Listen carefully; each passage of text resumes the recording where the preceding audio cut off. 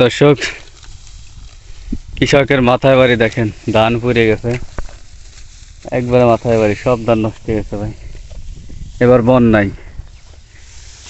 এই তো ভাই, ভালো আছো? তো ধানের কি অবস্থা রে ভাই?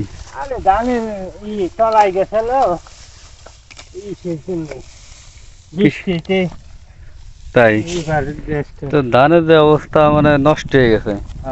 খরচ পাতি উঠবে না? না, খরচ কেমন হয়েছে ভাই এবার? ভালোই মোটামুটি পাইতি কয়টা? আচ্ছা, এই ধান পড়ার কারণ কি? ধান পরে মনে করো এক ঘরে তলায় গেলি মানে বন্যার পানিতে ক্ষয়ক্ষতি হয়েছে নাকি? বাতি দা, ভালো আছো? তো ধান পড়ে গেছে কে? মানে দিছে নষ্ট হয়ে নাকি?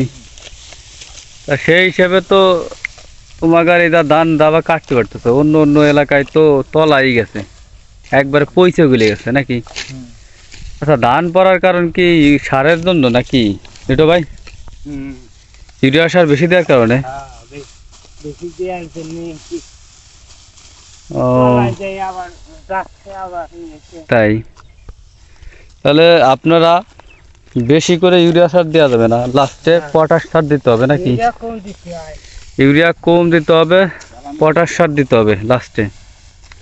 এই যে আমাদের আদর্শ কৃষক লিটো ভাই, ইনি কিন্তু একজন সৎ লোক, মানে খুবই পরিশ্রমী। সে 6টায় মাঠে আসে আর রাত 10টায় মাঠে যায়, মাঠেতে বাড়ি যায়।